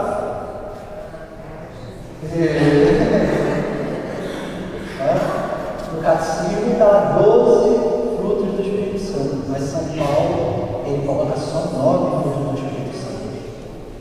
Lá no capítulo 5, versículos 22 e 23 da carta aos Gálatas. Isso é importante. Por quê? Porque os dons, eles se manifestam dentro de nós. Isso é importante. Os dons se manifestam dentro de nós para a nossa conversão, para a nossa santificação. E os frutos é o quê? Os frutos é a manifestação externa desses dons que se movem dentro de nós. Então isso é importante. Assim, a vida no Espírito é isso, né? Essa vida movida pelo próprio Deus, onde nós nos tornamos cada vez mais instrumentos. Aí, os crismandos aí, todo mundo, né? Mas, nosso próximo encontro, né? Quero ver quem descobre qual o dom que está faltando lá no profeta Isaías. Fazer a pesquisa aí. Lá só tem 6, são 7. Vamos lá, quarta coisa aí, sobre a consagração. A consagração é um compromisso com Deus. Compromisso com Deus. Para quê? Para participar da vida e da missão de Cristo. Como que a gente participa da vida de Cristo? Alguém tem uma ideia? Sim, existem várias formas. São João da Cruz, ele vai falar sobre 2 formas de participar, assim, ele vai falar de muitas outras, mas 2 formas especiais de participar da vida de Cristo. Ele vai falar sobre as purificações, ele vai dizer sobre a purificação ativa e a purificação passiva. A purificação ativa é o quê? É aquilo que a gente escolhe fazer, né? Aquilo que a gente escolhe fazer. Então, assim, por exemplo, uma penitência que a gente escolhe fazer quando a gente vai na quaresma, né? Para fazer essa penitência. A gente vai lá 40 dias, faz durante a quaresma inteira, faz aquela penitência lá. Isso é uma purificação ativa, porque é voluntária. Nós escolhemos um propósito de oração ou qualquer outra coisa, tudo que a gente escolhe é uma purificação ativa. E existe a purificação passiva. A purificação passiva é o quê?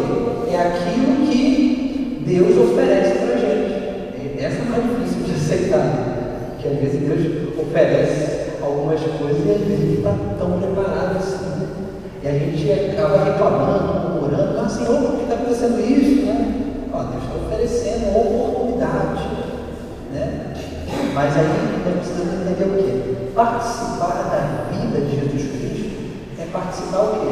Dos mistérios da sua vida. O que seria isso? Quando a gente vê lá, por exemplo, quando a gente vai no encontro fazer uma pregação, vai dar uma palestra no encontro, a gente está participando da vida de Cristo, o quê? Da sua vida pública. Vamos do Evangelho. Tem lá quando a gente reza lá o terço, né? Lá tem os mistérios lá, aí tem um mistério lá que são os mistérios luminosos, né? E aí a gente reza lá, o terceiro, né? Que a gente reza lá o anúncio do reino dos céus, né? O anúncio do reino dos céus. Aí você participa, é um mistério da gente. Toda vez, né, que a gente faz uma pregação, que a gente ensina alguém, a gente está participando do mistério do reino, né? Mas o rosário é muito bom por isso, porque ele mostra que alguns mistérios essenciais da vida de Cristo que nós precisamos aprender a participar. Por exemplo, a gente reza lá, né, a transfiguração de Cristo, né, que é um mistério luminoso também. Aí, o que tem a ver a transfiguração? Eu sempre aprendi, né, com as pessoas que me educaram na fé, né, lá na minha terra. Aí eles falam assim: toda vez que você rezar o texto, cada mistério, você peça ao Senhor para que aquele mistério aconteça na sua vida. Aí a pessoa dá esse exemplo assim: olha, quando você for rezar o mistério da transfiguração, peça ao Senhor lá naquele. Porque Jesus, o que Jesus aconteceu com Jesus ali? A face dele ficou brilhante, né? É como aquilo ali é como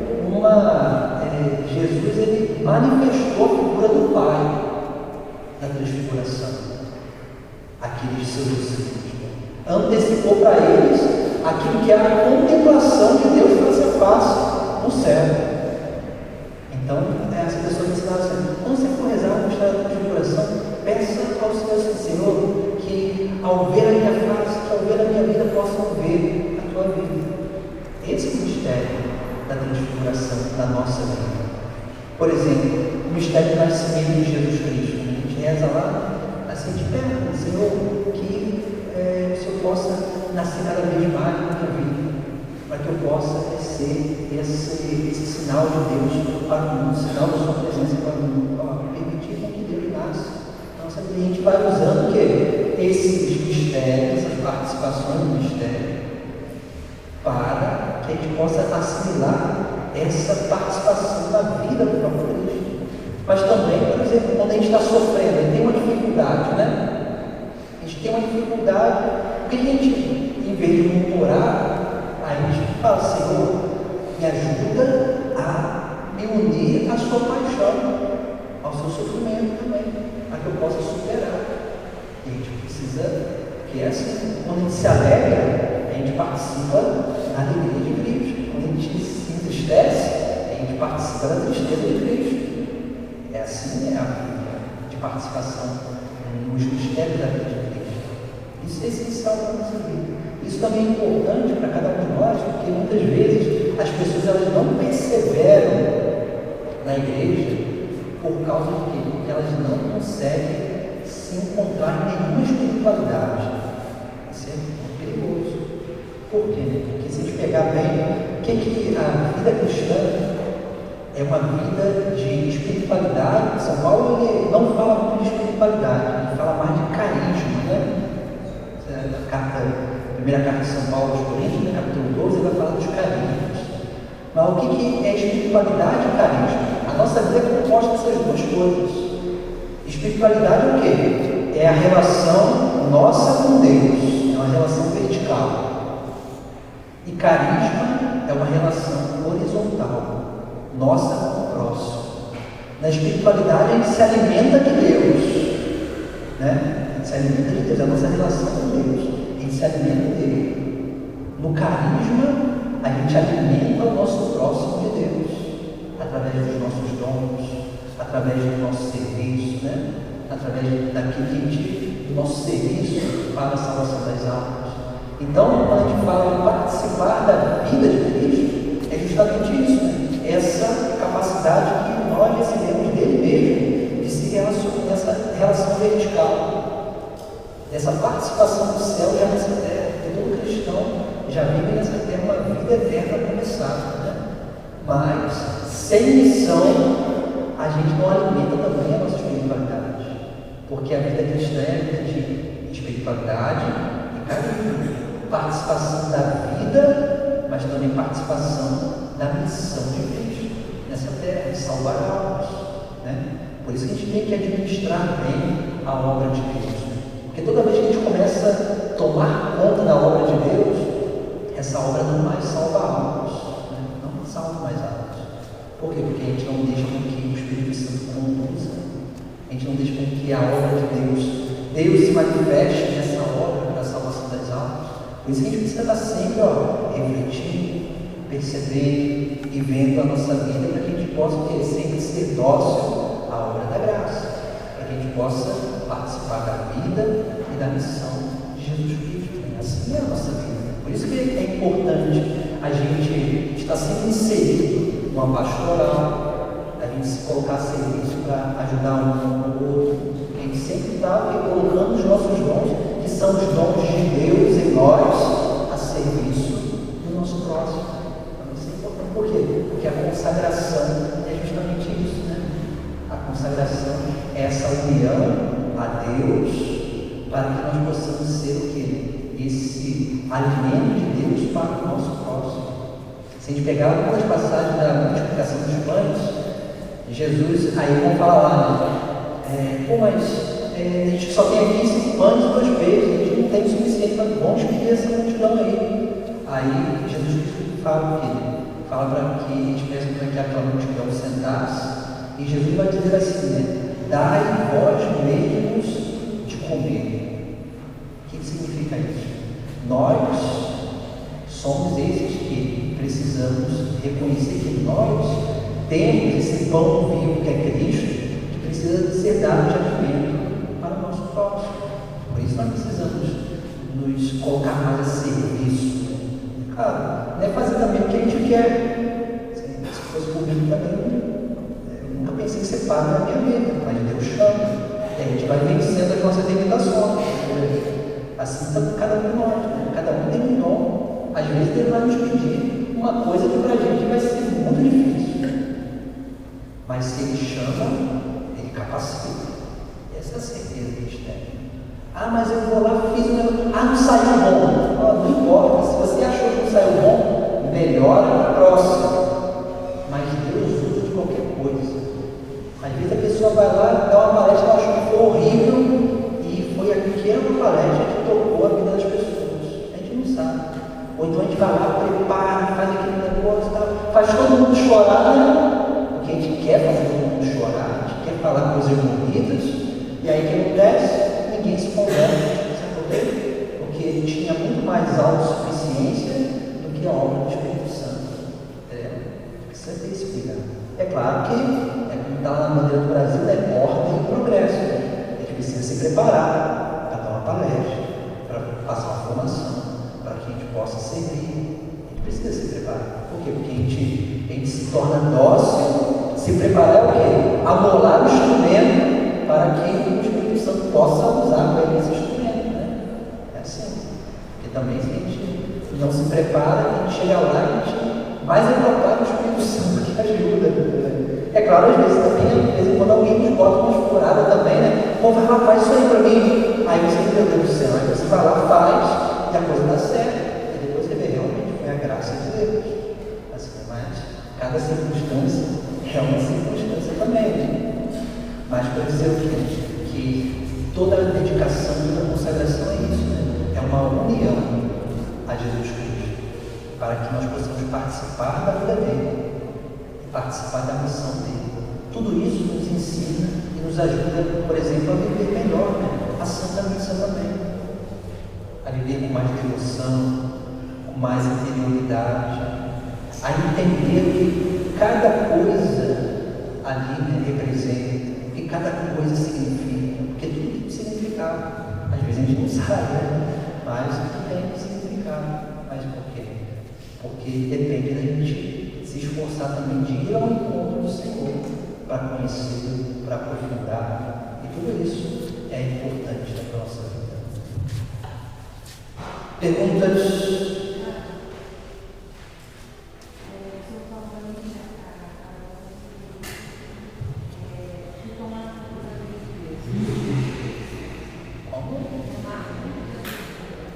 Não, se unir à vida de Deus, né? Como se a gente pudesse ser Deus.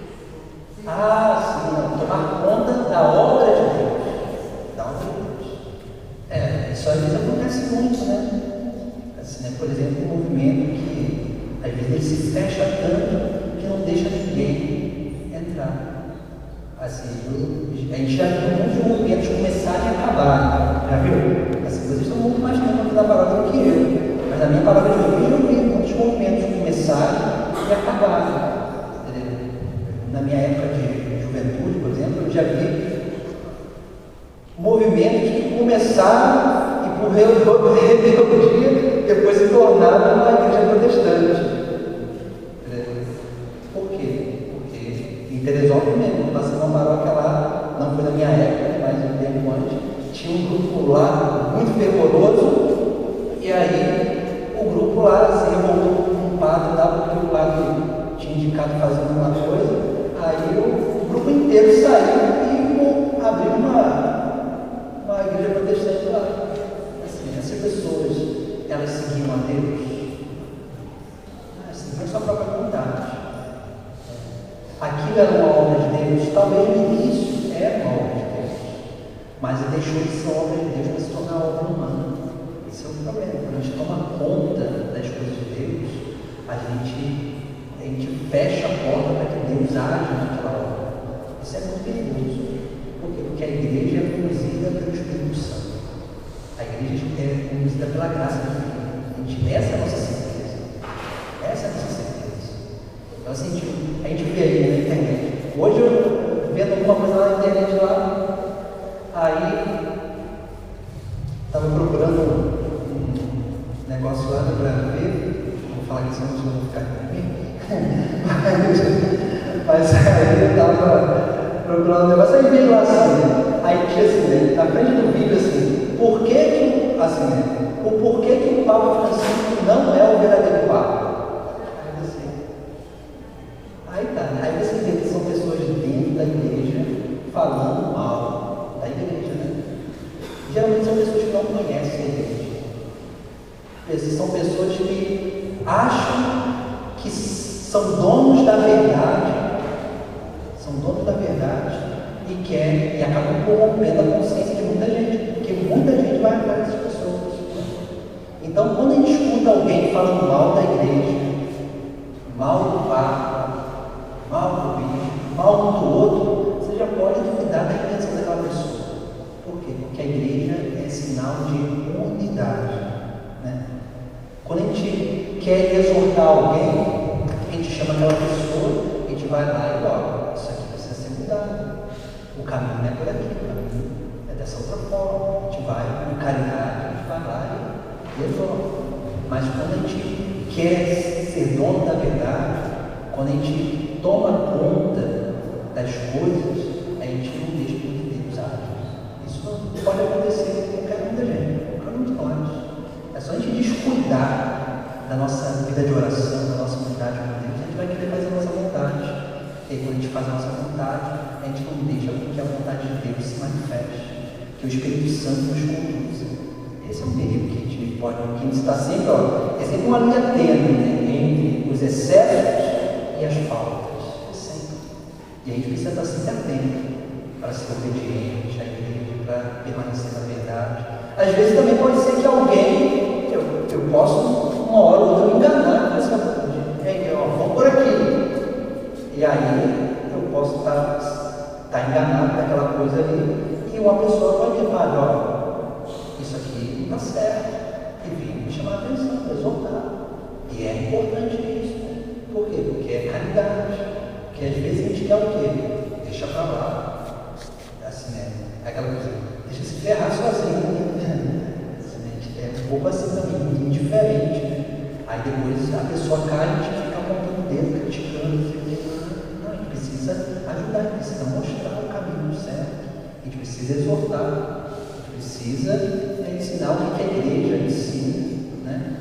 Então essas coisas são muito importantes para a nossa vida. Para que a obra de Deus continue sendo manifesta, porque senão, quando a obra ela deixa de ser de Deus e começa a ser humana, a tendência é acabar. Às vezes a gente vê que o negócio está indo por água abaixo, a gente está indicando, não vai por aqui, vamos tentar mudar isso. Aí a pessoa não quer mudar. O que vai acontecer? Tá bom, vai acabar. Porque o que não é alimentado por Deus não se torna eterno, tudo vira passageiro.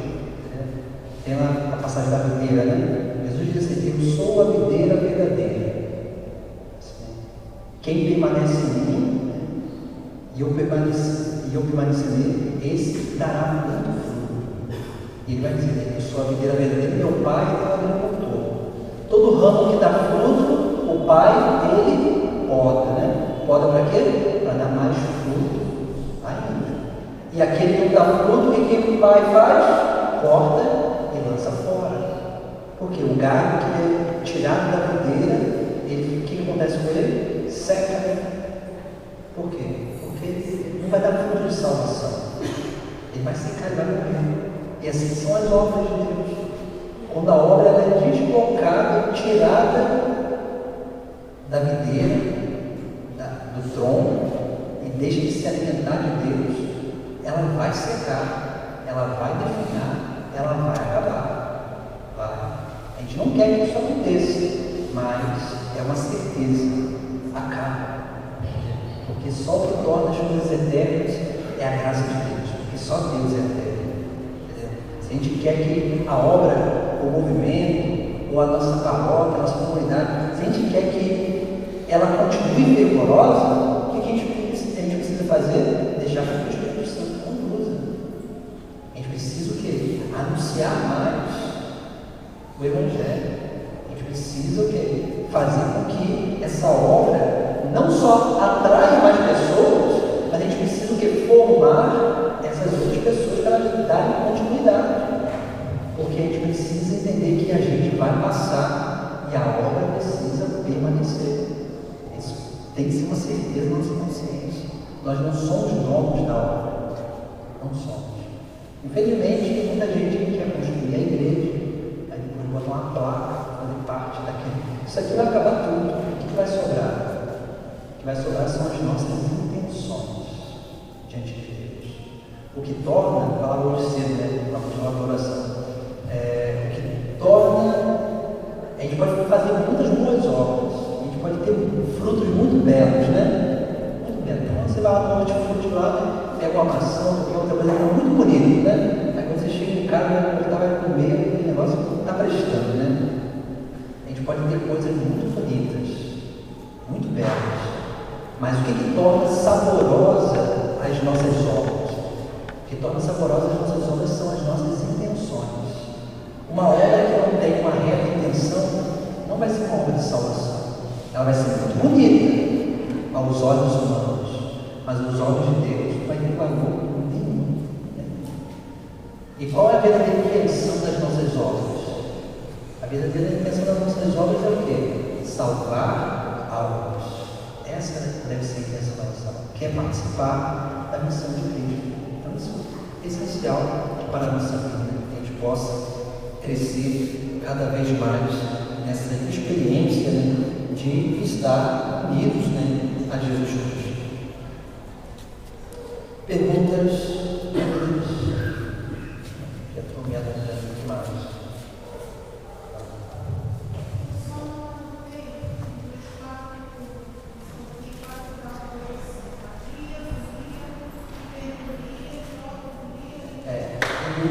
Sobre os julgados, teoria também, porque é o meio dos santos dos anjos, mas há uma diferenciação no termo, né? Porque todo lugar consagrado está vinculado ao santo, ou aos anjos, ou alguma. Sempre vinculado a essas pessoas, assim. Também. É sempre vinculado ao santo. Por isso que leva a mesma referência. Assim, não no mesmo grau, mas sempre vinculado aos anjos santos.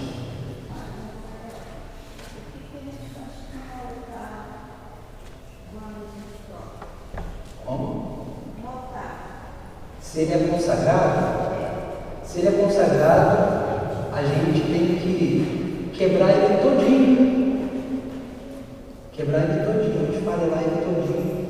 E aí a gente coloca esse material que foi consagrado, a gente deposita ele em algum lugar específico. Em geral, o que as pessoas fazem? Quando, por exemplo, se fosse um dia tirar, assim, pode vir um padre aqui que gosta muito de obra e trocar tudo isso aqui, mentira. Porque tem padre que acha que a fé sem obra é morta, né? Então tem que fazer muita obra para dizer que tem fé. Mas vamos lá. Se um dia vier aqui, o que faz? Assim, alguém de sua consciência faria? Não sei se é consagrado, mas se for consagrado, vai aquela parte de cima, né? Porque o que consagra é a parte de cima, né? Se arranca aquilo ali, se pode usar em outro lugar, vai usar, mas sempre para esse fim, para celebrar isso, né? Se não for usar, o que vai fazer? Vai pegar, vai quebrar ele todinho, e aí pode se depositar dentro de uma urna, ou então, às vezes, se faz o quê? Se faz um próprio buraco ali, ou de algum lugar do presbitério, tira tudo aquilo que está dentro daquele buraco e deposita esse material consagrado, como se fosse o quê? Como se fosse uma cripta, né? Um lugar para depositar alguma coisa sagrada. Se faz assim. Tem uns lugares da igreja aqui também, criatividades selvagens, né? Porque tem muita criatividade selvagem por aí. Tem um lugar aí que tinha um altar consagrado. Aí o padre ele decidiu mudar o altar, aí ele fez. Ele quebrou todo o altar. E aí ele foi, distribuiu as pedrinhas às pessoas. Não se deve fazer isso também não, porque aquele material foi considerado para um fim específico, que não é para estar na casa de ninguém. Então assim, é como assim, ele deu para as pessoas, assim, deu e deu, né? Mas ele deu para as pessoas como se fosse uma relíquia do altar. Assim, não era para ter feito isso, mas ele tem que ter um certo cuidado com as coisas sagradas. Assim como a gente tem que ter cuidado com a nossa própria vida, né? A nossa vida é sagrada. Nós já somos consagrados a Deus pelo batismo. E tudo aquilo que a gente vai recebendo depois da nossa vida, essas consagrações, elas vão nos tornando cada vez mais unidos a Deus. Como nós estamos aqui. Por isso é importante cuidar da nossa vida. Nós somos templos do Espírito Santo, templos da graça, templos de Deus.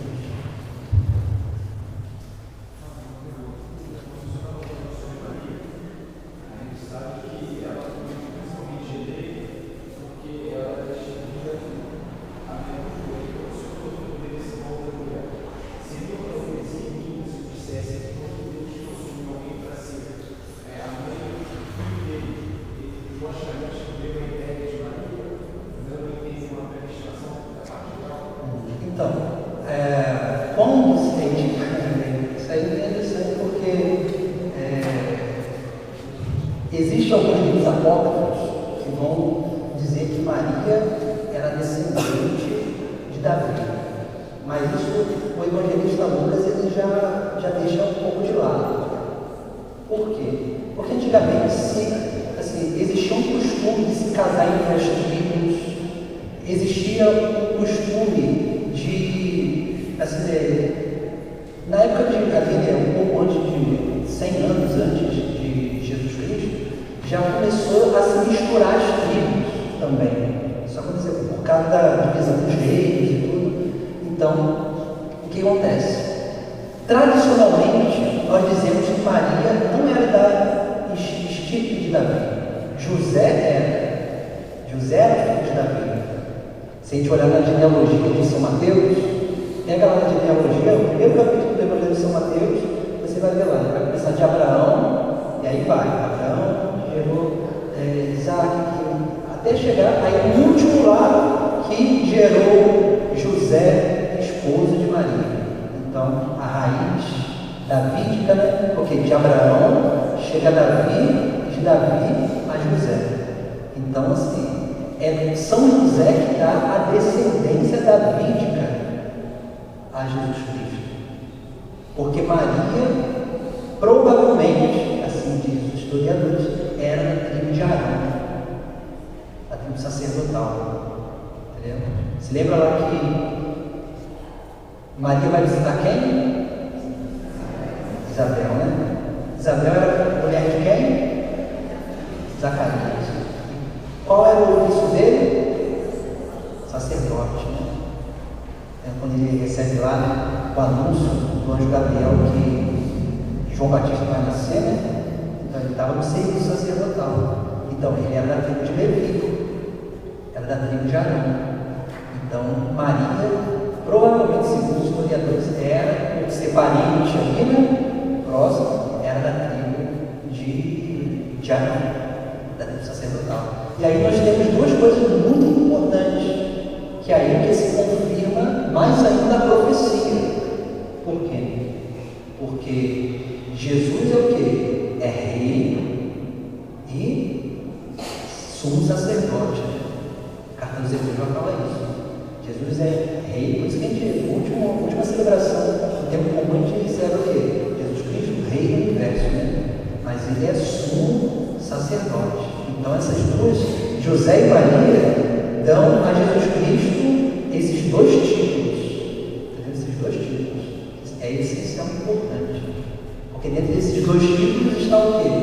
Está o quê? Para Israel, o rei, e o sacerdote é o quê? São esses dois poderes que se unem para conduzir o povo de Deus. E o povo de Deus se conduz o quê? Através da vocação profética, né? Então, os três mundos, rei, sacerdote e profeta, já na figura do próprio Cristo. Então, nós temos aí na Sagrada Família, nós temos os três mundos aí, né? Essa presença dos três mundos. Jesus Cristo, ele recebe a descendência davídica de São José. Entendeu? Por isso, lá no capítulo lá de Isaías, né? No capítulo 11, vocês vão ver lá, né? Vai falar da raiz de Jessé. Né? Raiz de Jessé, porque José é essa raiz. Né? Jessé é pai de Davi. Né? Então, nós temos aí toda uma genealogia que chega até José, esposo de Maria. A gente vai ver isso no Evangelho de São Mateus. Por isso que São Mateus ele começa com a genealogia, porque ele quer mostrar a origem humana de Jesus Cristo. E aí, é claro, por isso que cada evangelho tem, não é para nossa reflexão aqui, mas cada evangelho tem um sentido especial. Assim. Eles querem mostrar Jesus Cristo de uma forma especial. Depois, a gente vai ter mais à frente, daqui a algumas semanas, a nossa semana bíblica, né? A gente vai refletir sobre isso também. A gente vai aprender outras coisas. Bom, mais uma coisa. Então, só para que a gente... Eu vou colocar isso aqui, lá, só para a gente terminar, vou colocar essas datas aqui, lá no nosso grupinho do WhatsApp.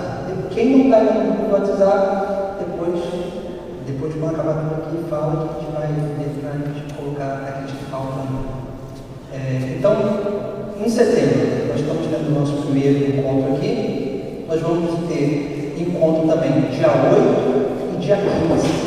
Aí depois, na próxima semana, no dia 15, nós vamos ter a nossa semana bíblica, que vai acontecer aqui na Secretaria. Todos nós estamos também convidados para participar da semana bíblica para aprofundar nosso conhecimento da Sagrada Escritura. Depois, em outubro, nós teremos dia 6, dia 20 e 27. 3 encontros também.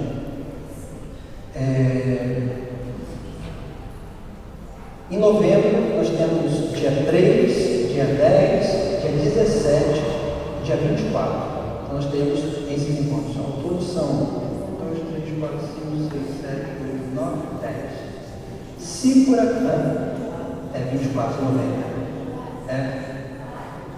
Não, então a gente vai. Outubro 6, 20 e 27. Eu vou colocar no WhatsApp. Em novembro, 3, 10, 17. 24 é Santa Catarina. A semana da festa, então,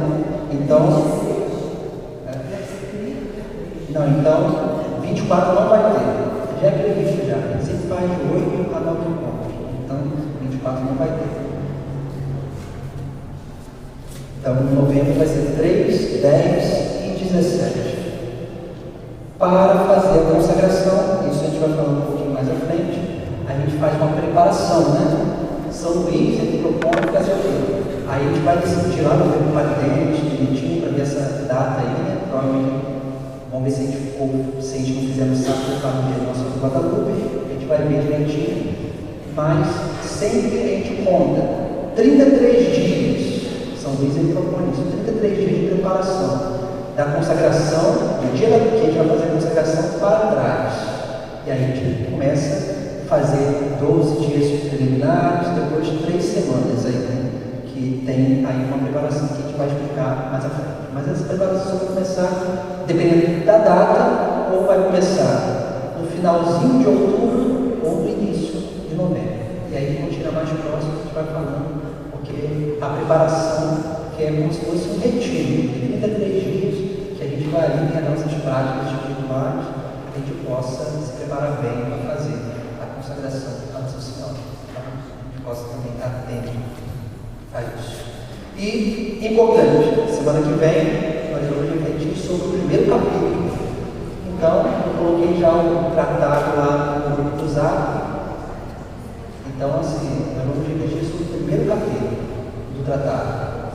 Então é importante que vocês leiam, e aí, é claro, se tiver alguma dúvida, nota, que a gente vai aí aprofundando o entendimento, o conhecimento tratado da verdadeira devoção. Tá? Então,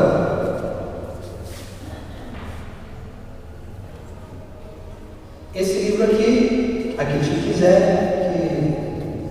que ele pode nos ajudar, claro, a ter as informações que nós estamos dando aqui, mas também, nós, no final do livro, a última parte desse livro, são os exercícios espirituais. Então, nós temos aqui a reflexão dos 33 dias, para que a gente possa ir fazer a nossa preparação para a consagração através do livro também. Aqueles que quiserem fazer pelo livro também, não vou obrigar ninguém a comprar meu livro, né? Não tem nem graça uma coisa dessa. Mas aqueles que quiserem, pode pagar quando quiser assumir de vista. Só não pode morrer antes, porque senão vocês vão para o inferno porque não pagou o livro lá. Olha lá. Mas semana que vem eu vou trazer esse livro, e aí a gente quiser, assim, pode pagar até lá no dia da consagração, não tem problema, pode assumir de vista. E aí a gente faz lá, um carnezinho.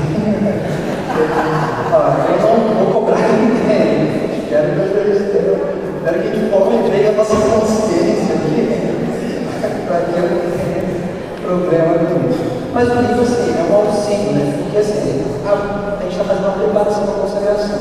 Depois, vocês vão ver que, quando vocês leem o tratado, cada vez que a gente lê o tratado, a gente percebe coisas diferentes. O livro, ele nos ajuda a entender melhor algumas coisas, né? Então, isso é importante. É um material que a gente pode ter dentro de casa, que um dia até você também pode, eu quero preparar o meu grupo lá para fazer a consagração. Depois que você fez a consagração, se você aprendeu bem aquilo ali, se você tem um material que você pode usar para ensinar, você pode passar essa consagração para outro. Eu estou fazendo aqui porque não tem ninguém a fazer, mas quem dera se depois de mim aqui vier, algum de vocês vier fazer o curso da consagração, para ajudar as pessoas a se aproximar mais de Jesus Cristo e da Virgem Maria. Ótimo, entendeu? Isso aqui é esse trabalho de transmissão. Estou aqui transmitindo uma coisa e espero que vocês também transmitam para outra. E podem propor, né? No grupo de vocês lá, depois que fizeram a consagração, propor, vamos fazer a consagração da senhora, vamos fazer a nossa preparação. E vai fazer a preparação, vai estudando o tratado, e vê, não, está preparado, fala com o padre, o parente se preparou, tal. Ou então, antes de começar a preparação, fala assim, padre, a gente vai começar a fazer uma preparação para a consagração da Nossa Senhora. Tá bom? Tá bom? Vai lá e estuda o tratado, tudo, quando estiver preparado, aí fala, pode fazer a consagração? Aí vem, fala com o padre, ou eu comigo, o padre dentro, o outro que estiver aqui, não importa, essa parente está preparada para fazer a consagração. Você pode assistir a consagração da Senhora para a gente? Aí ele vai lá, vocês fazem a consagração diante da imagem da Senhora, ou diante do sagrado, ou dentro da missa, não sei, a gente aqui vai fazer dentro da missa, mas. E aí depois tem a fórmula lá, aí o padre vai lá citar a fórmula de vocês, que assistiram a consagração de vocês. Né? Então isso aqui é uma graça que a igreja nos dá para que a gente possa transmitir um bem espiritual. Né? Então a gente está fazendo aqui o quê? Transmitindo um bem espiritual de São Luís. E assim vai continuando. Espero que vocês também continuem esse apostolado também na nossa paróquia, onde vocês forem também. Deus sabe aonde Ele quer nos levar. Então, a gente precisa só se deixar conduzir. Vamos ficar aqui a fazer a nossa oração. Em nome do Pai, do Filho e do Espírito Santo. Ave Maria, cheia de graça, o Senhor é convosco. Bendita sois vós entre as mulheres, bendito é o fruto do vosso ventre, Jesus. Santa Maria, Mãe de Deus, rogai por nós, pecadores, agora e na hora de nossa morte. O Senhor esteja convosco. pela intercessão da bem-aventurada sempre Virgem Maria, Deus